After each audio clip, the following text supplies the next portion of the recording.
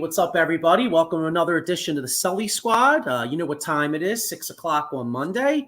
Have a little different show tonight. Most of the squad is out, but I'm lucky enough to have my boy, Mr. Paul Spencer from the 215 Boys. And Paul, you got another show starting tonight, I believe, don't you? Yeah. Debut of Inside the Octagon, Joe. You know me, I love UFC. My thing is on Saturday night. If UFC's on, don't call me, don't bother me, don't do anything. Don't do anything. Finally, Inside the Octagon's on tonight at 8:30. I'm blessed to have the show back. It's one of my favorite things, Joe. And first, I want to say thank you for having me on the show, Joe. I really appreciate it. I love doing shows with you. It's extremely grateful to have someone on the network that's knowledgeable, that can speak anything, any sport, anytime. And it's a privilege to be on your show, Joe. I appreciate it. Hey, man. Thanks for hopping on. Because like I said, Sean and Diego had some stuff to do tonight, and I always love doing shows with you. And I know you're not the Philly sports fan, but that's all right. But that's all right, though. You know what I mean? Sports is sports. You know what I mean? And hey, you know what? You can't like your team without liking the actual sport, correct? Hey, Joe, that's the one thing, man. A lot of people say, you root for other teams, out of the box. We're fans first and foremost of every team out there. Not, the best team, but you love your team and you love your sport. That's what makes it best, because I don't know the Phillies that much. I love my Braves, of course, as you know. But listening to your show, it acknowledges me to the fact where I can learn about your team. And that's what's grateful to have a network where we can talk to each other and be passionate about what we love. So definitely. Yeah. So let's get into it here. So obviously we're kind of like, what is it? It's like the calm before the storm in a way. Right now we got there's a little bit of a break between like you got NHL playoffs going on, and it looks like the Rangers were taken out. Florida, you got Florida and Edmonton, and then NBA Eastern Conference and Western Conference. Dude, they were like a rumor, bro. Like literally both series, Boston sweeps, Yeah. and then you got the Timberwolves. They won one game, but it's pretty much now we got the NBA Finals I think starts on 3 days on the 6th. Yeah, I think it's Thursday night. I think it is. Yeah, but Joe, are you surprised that Dallas is the way they're playing? I put on Twitter, Joe, that Gafford pickup really turned his team around. Finally giving them the big man down low. A lot of not scoring, but he can play defense. And I hate to say this, but a lot of haters out there who hate Kyrie, man, this could be one of the best backcourts I've ever seen, Joe. Honestly, with him and Luka. Yeah, well, you know what it really is. It's the fact that I 100% agree. Another big acquisition for Dallas was PJ Washington too. Yes. PJ Washington's hit some big shots for him too. But the Kyrie Luka dynamic. When those guys are in close games, they're arguably two of the best closers in the National Basketball Association. So that's why I'm kind of fascinated by this series, because you look at that Boston Indiana series. Boston swept them 4-0, but in reality, I think 3 of those games, if I'm not mistaken, Indiana had like a 90-some% chance of winning with like a few minutes left.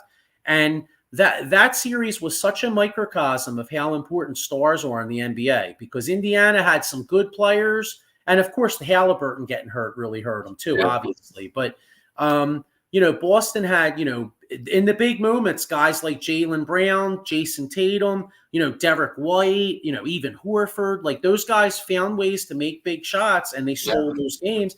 And the same thing with Dallas. Some of those, a couple of those games with Minnesota, not the last game. Christ, boy, they boat raced them in Game 5. That wasn't even close, But some of those games were relatively close. And what happened in the end? Luka and Kyrie made the big plays at the end, and then like you said, Gabbard or whatever, like Luka or Kyrie would drive the lane, throw little lobs, and he would just dunk. Yeah, they're solid. They got Lively, super big guy from Duke. He's playing well. But this matchup, Joe, I can tell you, this series to me is going to be one hell of a series, because I give the bench to the Boston Celtics court. They're very deep, but who can match up against really a Kyrie one-on-one, and who's going to guard Luka? Are you going to put your most dominant defender on him, which is really like a Drew Holiday? And that dude can play a center position, Joe. We've seen that this year. Even with the Sixers this year, he played center against Embiid a couple of times. I like to see that. And plus, if Porzingis comes back healthy, that could be another 15 to 20 points too. So I don't know, but Joe. But which way are you going early, Joe? What are you thinking right now? So as a certified Boston Celtics hater, I am really praying that Luka and Kyrie win. In fact, I actually got a Luka jersey, so I'm probably going to rock that. I'm probably going to rock that joint for the finals. But if you give me truth serum though, I kind of like Boston in 6 because I feel like because I feel like as great as Luka and Kyrie are playing, I feel like in the big moments, guys like Derek White always seem to step up for Boston. And you brought up the guy, right? Drew Holiday. I mean, Drew Holiday, like you can't shut Luka or Kyrie down, but Drew Holiday could possibly slow him down a little bit. Yeah, I mean, if you look at some of the series too, like all throughout the year when he played Giannis down low, he didn't stop him. You can contain him a little bit, Joe. But Drew Holiday is one of those guys. Forget the size; it's just the talent that he has. Body stature that can body up against anybody. But yeah, I agree with you, Joe. I hate saying this. The one team I do love, Joe, is the Sixers. You know that. So I hate saying this, but I think Boston in 6 right now. Too much talent, and I think it's this is their year, being bridesmaids for a long time. So. Yeah, I mean, and they definitely will be tested because Dallas is on a roll. I mean, Luka's. I mean, you look at the numbers Luka's putting up. I mean, he's putting up like LeBron James type numbers, like what LeBron did when he went on his finals run. Yeah, you know what I mean. Just what he's doing with like points, assists, like triple doubles. Like what I don't have it in front of me, but I think he has like 8 or 9 triple doubles or something. This in the postseason of his career. I mean, insane. Insane. The guy's unreal. And the one thing about Luka too is like, I mean, not only will he hit the big shots, but he'll let you know about it. I love that, dude. Like he's got a little bit of Larry Bird in him. Like, remember Larry Bird used to be the king of trash talking back in the day, and like you see Luka when he buries those shots, like he hits a couple big threes, and he's basically like, I'm that dude. You know what I'm saying? Like, well, the press conference, he said, "You can't effing guard me." As he hit that shot, he's like, "You can't effing guard me" on that little pull up, little wraparound there. But yeah, I can see that, Joe, with like the Larry Bird thing. I think it's going to be like a Xavier McDaniels back in the day. Remember how Bird came out of the timeout and he said, "I'm going to be right here, right there is where I'm going to shoot this, fadeaway 3, drain it." And after the thing, I remember him saying, Xavier McDaniels saying something like, "What did he say to you as he walked by after he hit it?" He's like, "Shit, I left 1 second on the clock." That's like a Luka guy, Yeah. It's unreal. Yeah, Barkley had a story on Bird the one time. It was for the 3-point contest, and Larry Bird was finishing second.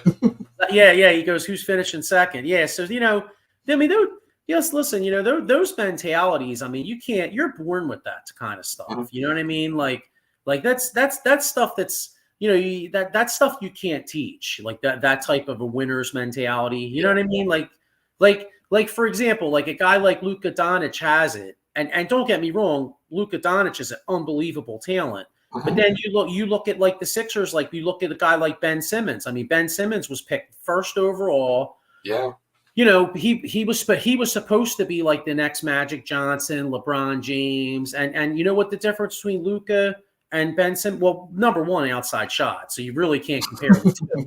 But honestly, though, a lot of it's mentality. Like Luka's got that championship mentality, and a guy like Ben Simmons, like he was always like, "Oh, I don't need a jumper. I don't need to do this, motherfucker." Yeah, you did, dude. Yeah, you did. And this you need a jump shot. I've never seen in my life, Joe, hack a guard, with Ben Simmons, get him to the free throw line. That was just insane. But the funny thing is, I was talking to my buddy that I did not know this, Joe. I thought the guy was 30 years old. Luka is 25 years old, Joe. 25 years old playing the way he is. This dude's still a young dude in the NBA. Yeah, and it's ironic too, because you talk about a trade that like that helped both teams.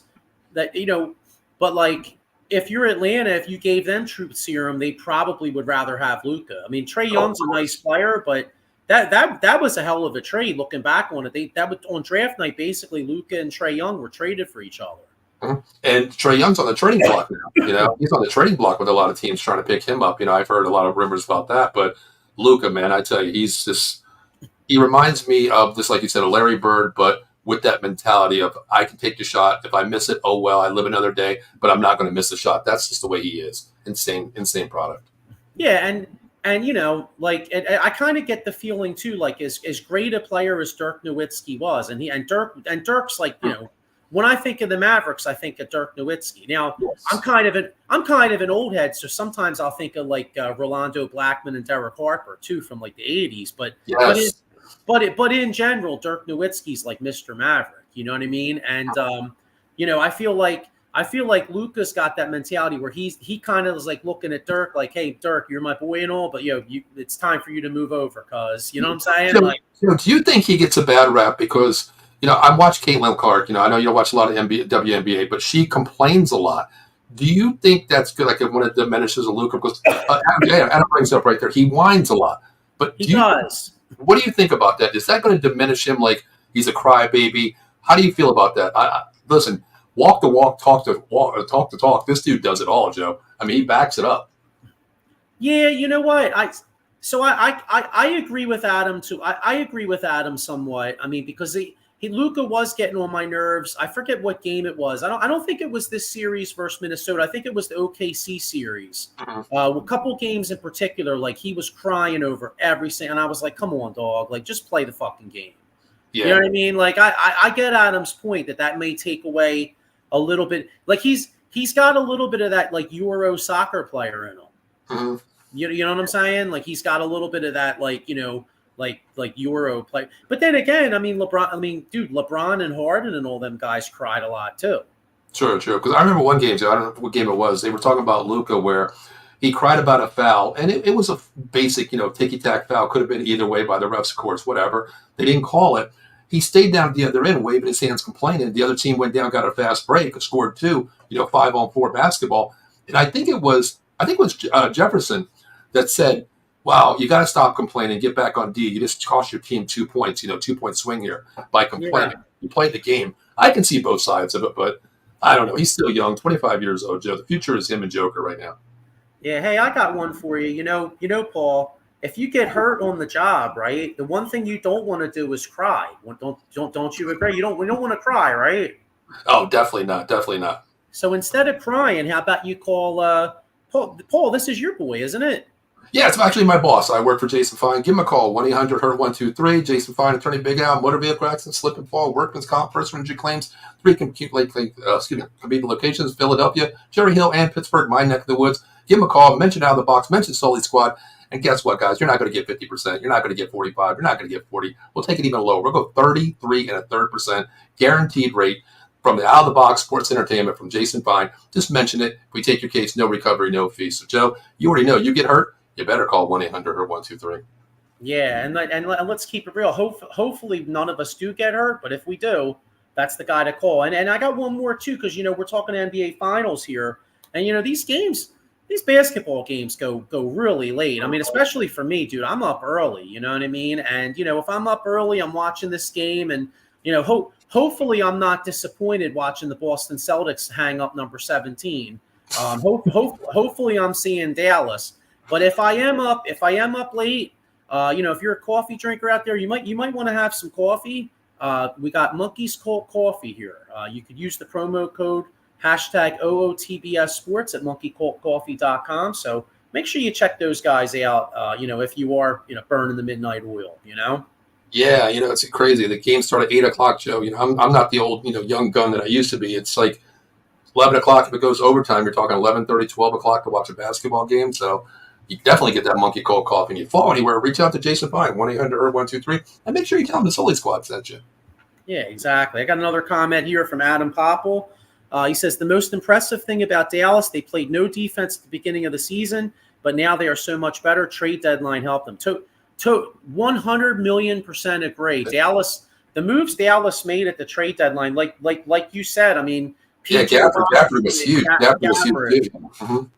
They were huge moves. I mean, they were. That was the crazy thing, Joe. They got Gafford for really cheap. Washington, he wanted out of Washington so bad. Washington was just a fire sale, get rid of everybody. That was a great trade that they made. That was just like Adam said, finally Dallas plays defense. They can play. They can win on both sides of the ball.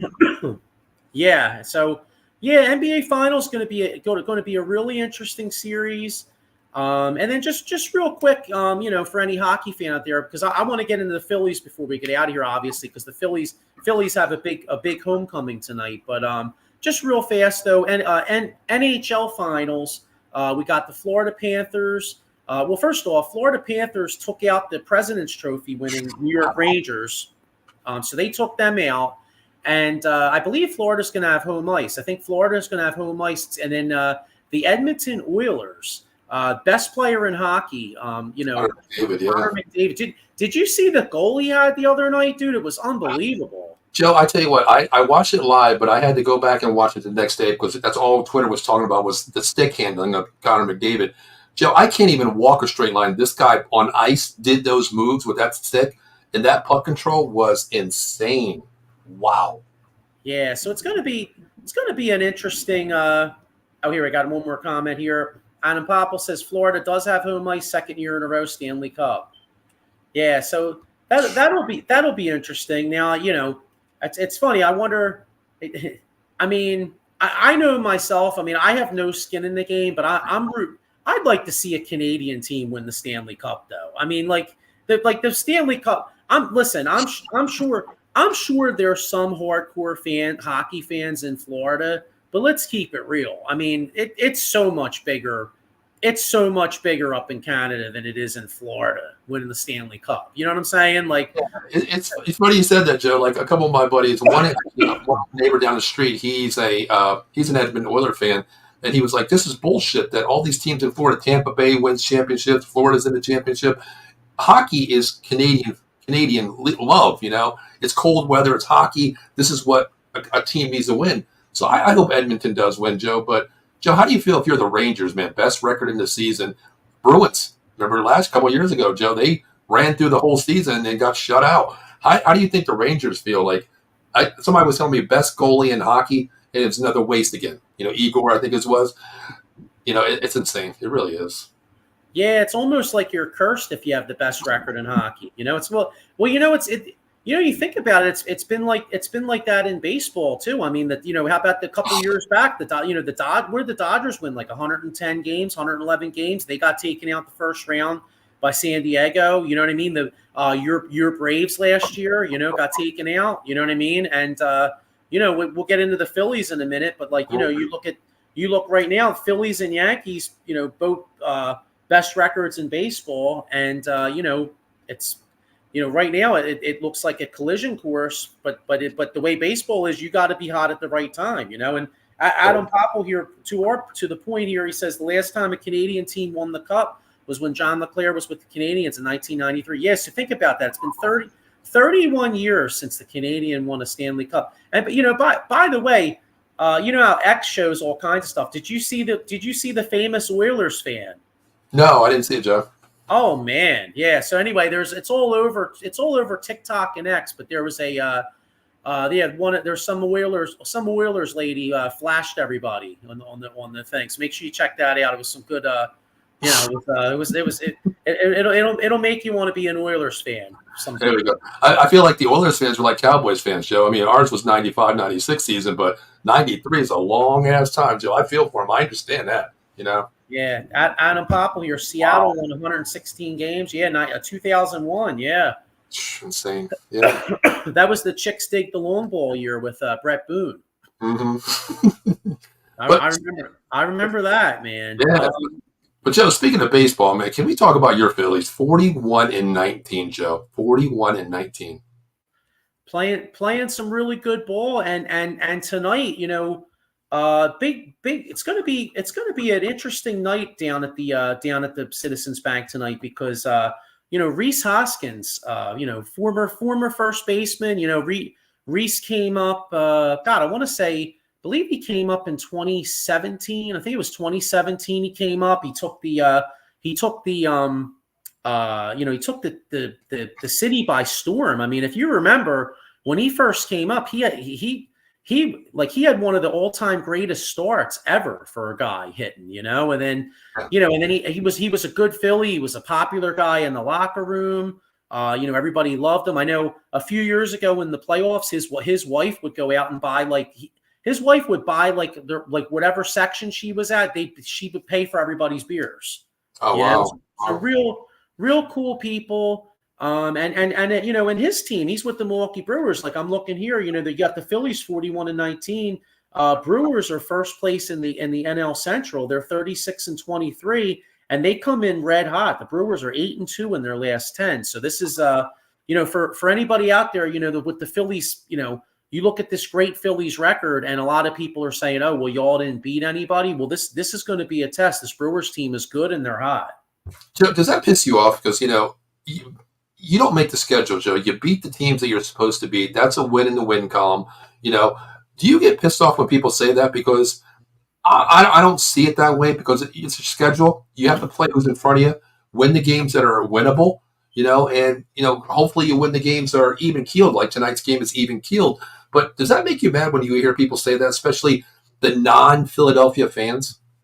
No, honestly, no, because I don't even pay attention to stuff like that, because in this new 162 schedule, everybody plays everybody. So it's all going to balance out at the end. It's all going to balance out at the end. You know what I mean? And that's just how it is. I mean, it's all going to balance out at the end. And basically it basically, the Phillies, I look at the National League, right? And the National League, if you think about it, is mostly pretty weak. I mean, you got the American League stronger than the National League. So you got the Phillies. You got the Phillies, of course, got your Braves, right? Still, I know you guys got a lot of injuries, but you're still 33-24. You still got a hell of a team. So you look at shoe-ins for the playoffs. It's Philadelphia, Atlanta. Milwaukee's looking good right now, but we'll see. And then you got the Dodgers. Yeah. You know what I mean? And then after that, I mean, you got, the rest of the NL Central's all under 500.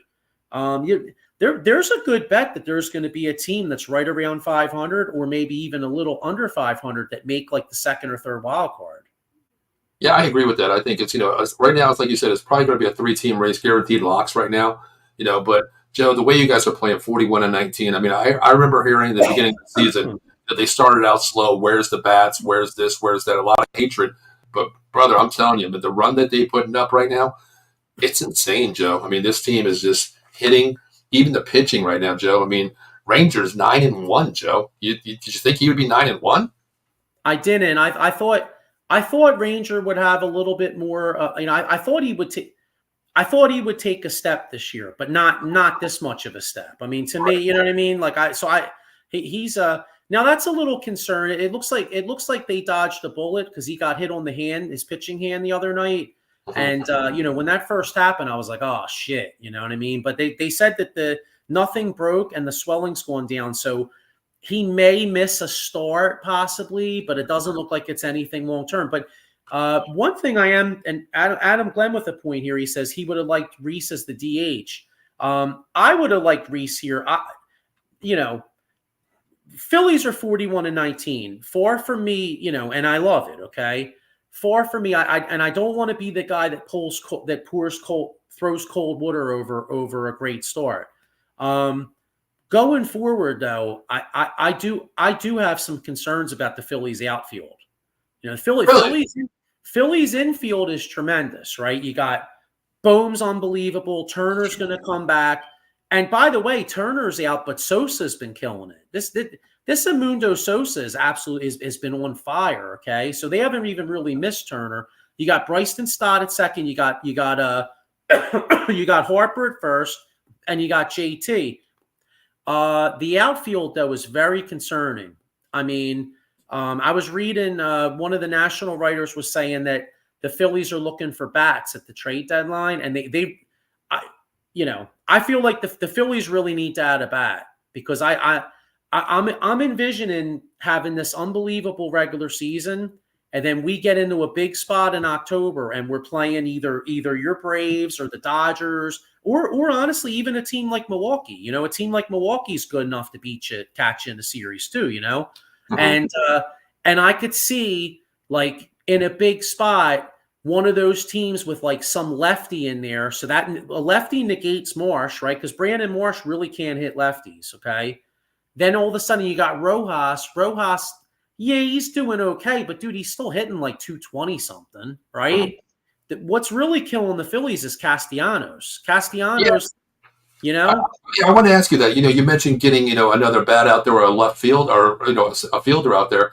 What position would you go? Because if you go right field, that's Castellanos' spot. He's hitting 215, Joe. Would you put him at DH and just let him hit there? Or what would you do if you bring in another guy in the outfield? Because, I mean, Castellano, he swings for everything, Joe. We seen that last night when he just swung for, God knows the pitch was way outside. He swung anyway.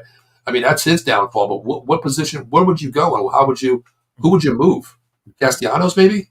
well, you can't bring anybody for DH because you can't play Schwarber in the field. Right, that's true. Yeah. So DH is out.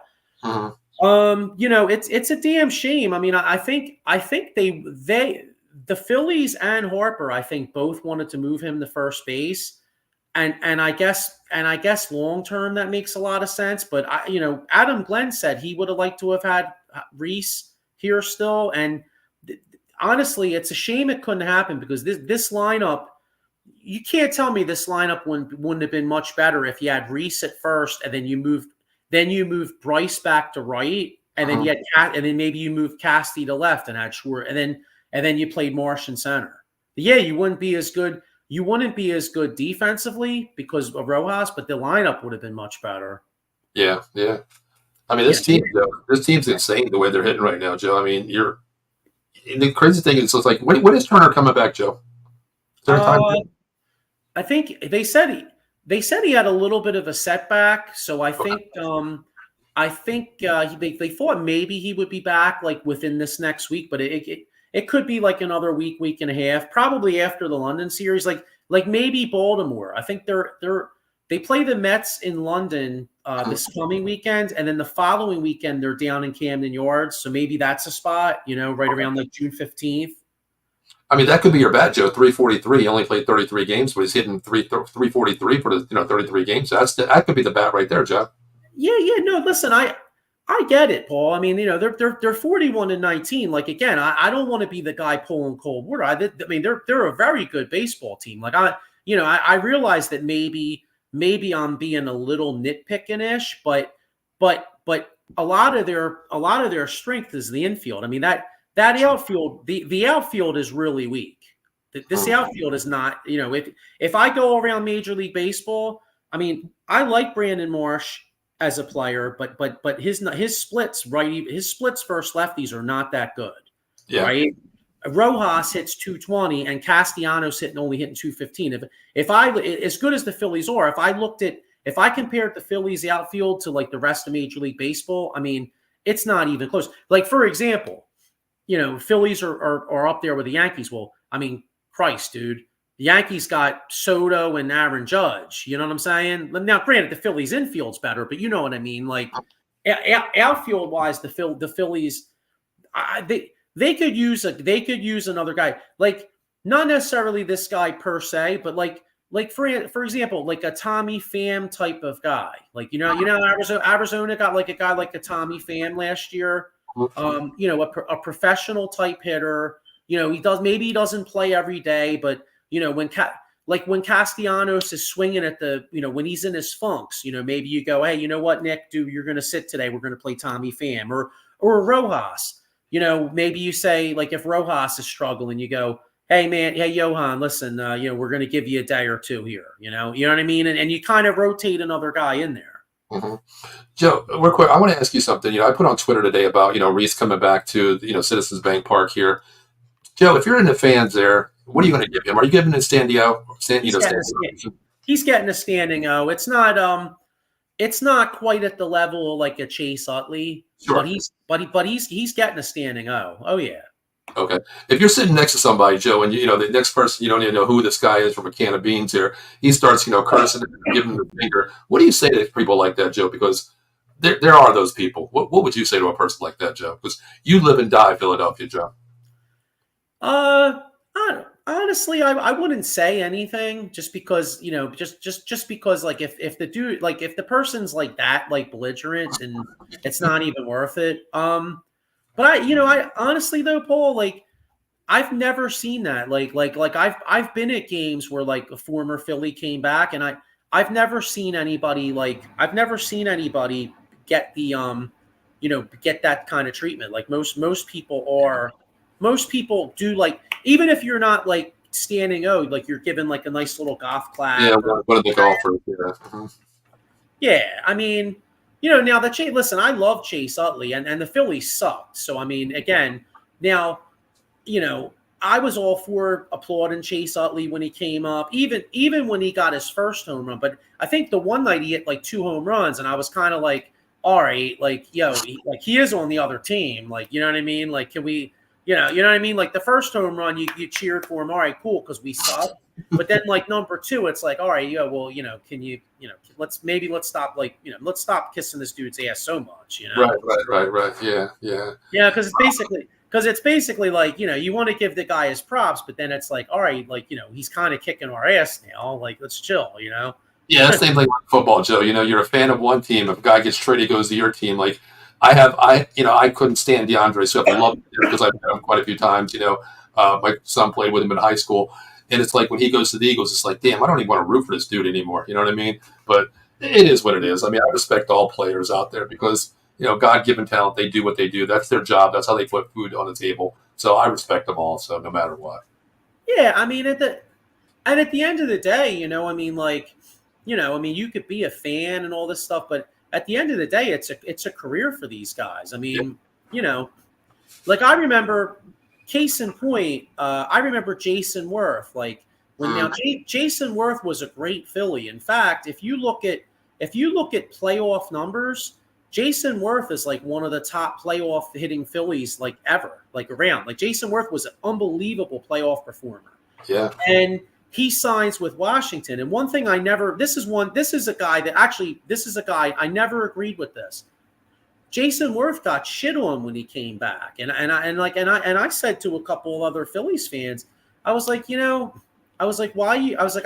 understand. I said, why are you shitting on Jason Worth? I was like, no offense. I was like, the Phillies didn't offer him a contract. I was like, if Jason Worth was my friend, I would be like, bro, you got to take $100 million.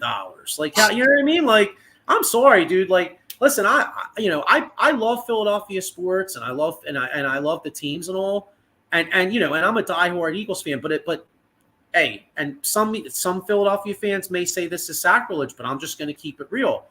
If I was an athlete and I was a football player, as much as I love the Eagles, if I was in the NFL draft and Jerry Jones drafted me and Jerry Jones was going to pay me millions of dollars, guess what? That's the way it is. You know what I mean? Like hey, I mean, I'm sorry, but that's the way it goes. You know what I'm saying?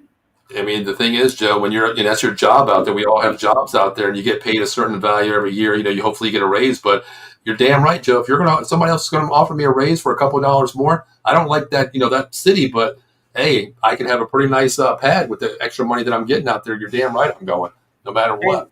Hey man, if I was the player, I'd be like, thank you, Mr. Jones. What else would you need? You know what I mean? Like, you see, same thing with everything. Like, dude, I mean, like basketball. Like, I mean, I hate the Boston Celtics. I hate the Lakers. But I mean, if I was a basketball player and one of them teams drafted me, I'd be like, I like if the Lakers drafted me, dude, I'd be blasting. I love LA. You know what I mean? That's one. That joint, I get that joint on my freaking license plate. You know what I'm saying? I'd have the joint after the speakers. Yeah, I'll take it one step further, Joe. I'll go LL Cool J, going back to Cali. That's where my ass is going with the money, Yeah, exactly, bro. You know what I'm saying? But oh yeah. Oh man. But all right, you know what? Let's do a little before we get on out of here. Let's so we were talking about the Phillies in general. So the Phillies got 3 with Milwaukee. Let's just do a quick little series prediction. Do the Phillies win this series? Or do the Brewers come in here and with them being 8-2 in their last 10, do the Brewers come here and win and take it to the Phillies a little bit? How do the Phillies pass this test?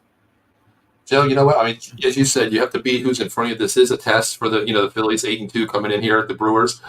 As a Braves fan, I hope the Brewers can at least take 2 out of 3 here because we're 6.5 games back. But Joe, the question I have for you, really quick before I give you my answer there, when was the last time the Phillies lost a series, Joe?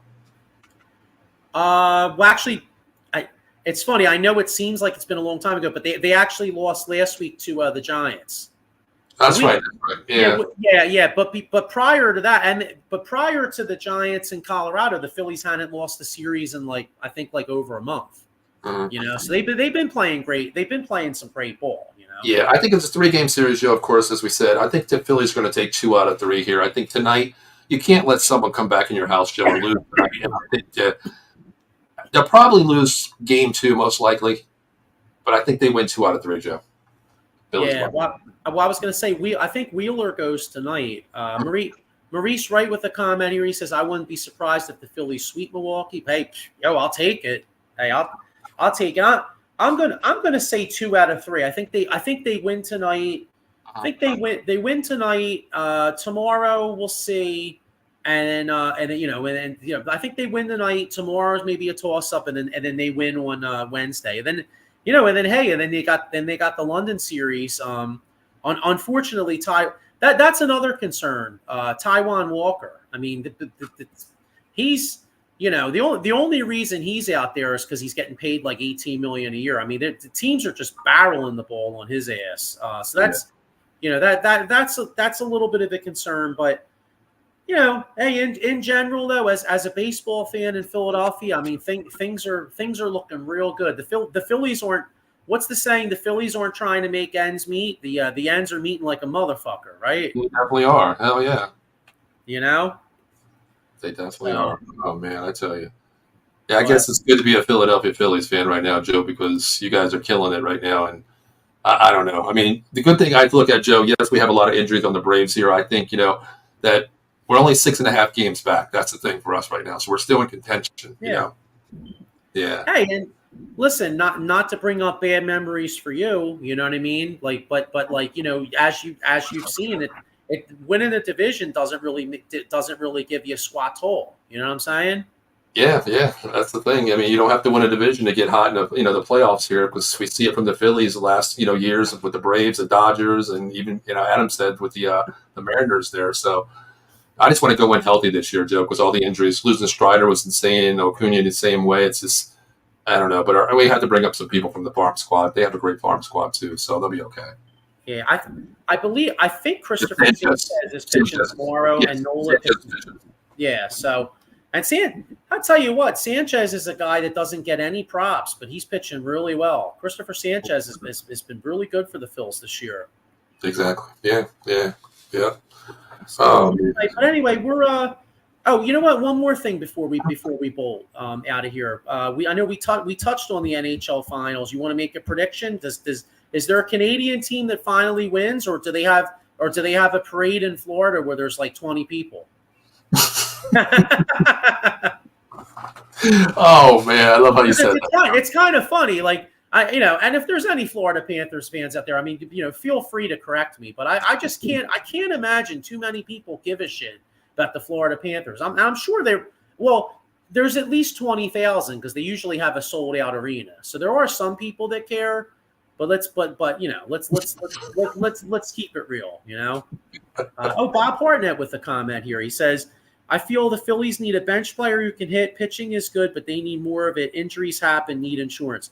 Totally agree, Bob. 100%. That's exactly what they need. Yeah, get a little depth move there, of course. Yeah, Joe, I think as smart money would say, probably take Edmonton here right now. The way they're playing, you got the best hockey player in the world right now playing on that team. So I have to go with Edmonton. I think I was looking at DraftKings today.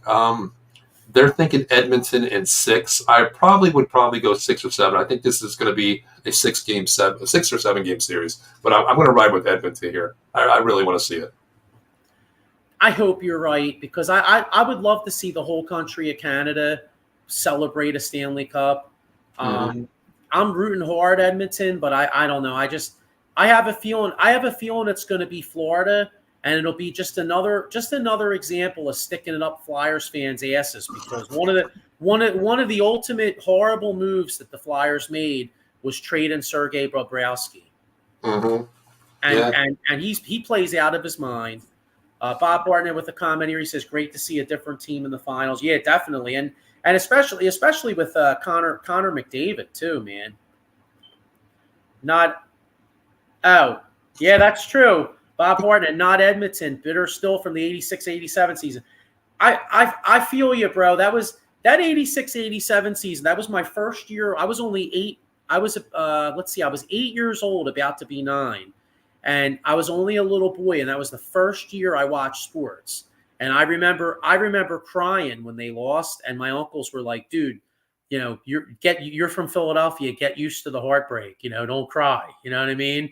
But dude, I love that Flyers team, bro. Like that Flyers team had so much heart, and that was an all-time. You talk about great Oilers players. I mean, Connor McDavid's like the best player in hockey right now.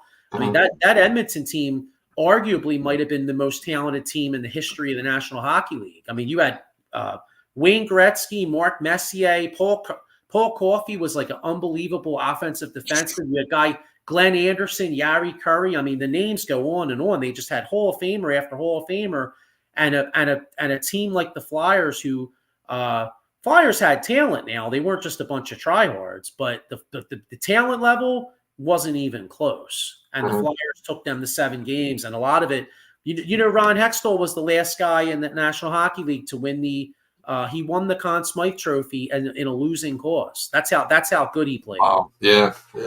That's insane. So, Joe, real quick, you said, speaking of legends, real quick, I want to give prayers out there to Larry Allen and his family today. Legend Larry Allen from the Dallas Cowboys passed away yesterday. Insane. He was one of my dad's favorite players. Loved watching him, of course, but yeah. Yeah, no, definitely. R.I.P. to Larry Allen. And one of these days, I know we keep putting it off, but you just reminded me, one of these days we got to do that old school in that 90s Cowboys team. Definitely will. I know I've been so busy because, football season's coming up for me. I'm the coach for the JV team now this year. So it's been kind of crazy, but definitely we want to do that before the start of the season, Joe. We definitely have to do that. Yeah, and I mean, me as an obviously me as an Eagles fan, it might be, I might have to hold my nose when I give the Cowboys some props, you know what I mean? But dude, no, listen, man, I keep it real, bro. And one thing I always said was that 90s era Cowboys team, they changed professional sports. They actually changed, and that's one of the things I want to do on the show when we do it is they changed how the draft was covered. If you remember, because I know you're like me, you love watching the draft. And if you remember, before that Herschel Walker trade, yes, the draft was on TV, but when they made that trade and Dallas had all those picks, I never saw. All of a sudden, that's when they started doing the war cam. That's when they did the Jimmy Johnson draft chart. You could say what you want and about it's like Dallas, but like they changed the way the draft is. I mean, I don't think if those events had happened, I don't think you'd see the draft going all these different teams. That it really elevated the sport. Agree. Yeah, you didn't see the war room cams and all this crazy stuff. You didn't see that. It was just pass the ticket, go in there, pick your pick. That's it. It isn't what it is now. A spectacle at any means, Joe. Yeah, I always have these images like back in the day, you could see like I have these images of like these guys in suits with like a cigar, passing around, and they're like, who we taking? Oh, well, what about that kid from Oklahoma? You know what I mean? Like, and the dude's like smoking a cig, you know what I mean? Maybe the scouts like drinking a beer, you know what I mean? Like, not saying that I mean, it probably still goes on when the cameras aren't on, because I mean, shit, it's been 3 days. But the bottom line is, they really, by doing all that, they really showed a lot of access to the fans, stuff that you didn't see years ago. Yeah, speaking of draft, Joe, Cooper Beebe's dad's going to be on with us Wednesday night from the Dallas Cowboys. Can't wait to pick his mind. Moving from guard to center, I want to pick his mind. So, I'm curious to see what he's. We talk all the time now on Twitter and on the phone. I'm curious to see what he feels. How, because we were talking about just like you talked about the draft, Joe, back in the day when he grew up. His dad is 51. He was watching. He was like, back in the day when I watched the draft, it isn't what it is now. How they glorify every player, even in the second and third round. the way it is now. So curious. That's one thing I'm definitely going to ask him about that too. Again. Cool. Sounds good. And one more thing, Bob Hartnett with it. He says it's going to, getting back to the hockey, he says it's going to be a tight series. I think they are evenly matched, Florida and Edmonton. I agree with Paul. The series is going to go 6 or 7, leaning more towards 7. Well, I'm like I said, I'm past 86, 87. That was a long time ago. Go Canada. And plus, it gives me more games to bet on, Joe. I don't want to sweep, 4 games. I need a bet on stuff like tonight, Joe. There ain't a damn thing really to bet on except baseball and a couple college baseball games. I'm going crazy not to be in a bet, Joe. Yeah. I was going to say I don't want you to have to start looking up like Russian table tennis like you did with the pandemic. What was that, Joe? What the hell was I betting on? Korean baseball. I think I became an expert on Korean baseball, Joe. Yeah, exactly. Well, you know what's funny? I was on TikTok, and you mentioned the WNBA, and I've never tried this theory out, but some dude was like talking a bunch of shit, and he was saying that like he found the gold mine to make money. He said basically just take a bunch of unders on players in WNBA. And I was thinking about it, I was like, all right, I haven't done it, but I'm sitting there thinking, I'm like, oh, maybe this dude's got the secret, Yeah, I tell you, a couple of nights ago, on UFC, I played a 12-game parlay for like $25. Last game of the night, my team loses by 1 run, and it cost me $25, but could have been $3,000. So I don't know. You win some, you lose some. So who knows? Yeah, it's always that last one. That last one gets you every time.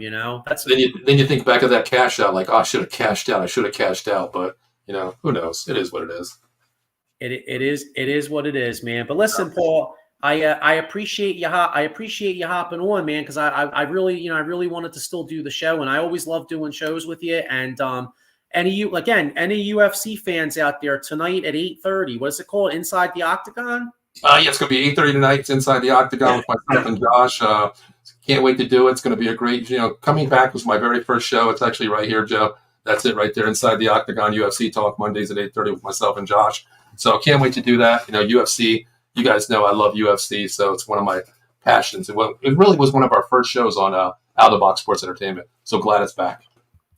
Yeah, I remember, and also with the Cowboys show on Wednesday, that'll be interesting. I mean, to get the dad of one of the draft picks, even if you're not a Cowboys fan, it's interesting. I'm the type I like to learn about my opponents, so it's interesting. Yeah, that's why, everybody should check out the network because we have a Washington show, we have a Giants show, we have an Eagles show, we have a Cowboys show. Listen, you got to know your enemy, man. You got to know what their tendencies are and everything about them. So it's great to watch other shows. I love watching your show at 6 o'clock on, Monday nights. It gives me a detailed eye of what I can look at for the Eagles because I watch all teams, Joe, but having fans that watch it, understand it, to give you their analysis is a lot different from listening to ESPN and these box writers. Yeah, and I'll tell you, you mentioned Washington. And now obviously it's only OTAs, so I mean, take it with a grain of salt. But I forget where I saw it, and maybe it was one of the writers or one of the reporters was saying that they're like blown away by how good Jaden Daniels looks. And I'll tell you, with them being in our division, if they actually do get a quarterback, it's a little concerning because that team could, look at the Houston Texans. I mean, the Houston Texans were trash a couple years ago. Next thing you know, C.J. Stroud comes in there, has a really good rookie year. They add some talent. All of a sudden, they're on the come. And selfishly, I'm hoping that Washington's not on the come. But you never know if this kid can play. That franchise can be turned around pretty quick. Yeah, they're not afraid to make moves, Joe. They, just like the Texans, they pick up Joe Mixon, a solid running back too. They got Eckler down in Washington now, so. I don't know if it all falls on Jaden Daniels. We said the same thing with what's his name, Howell, but it all falls on that quarterback, right now. So we'll see. Season's still young. Hasn't even started yet. Yep. So, but anyway. All right, Paul. Well, look, I'm going to get ready to wrap this up here. Thanks for hopping on. Thanks for everybody for checking us out. Sully Squad, Diego and Sean will be back next week. And we'll hopefully the Phillies rack up a few more wins, and we'll see you all next week. All right. Have a good one. Have a good one.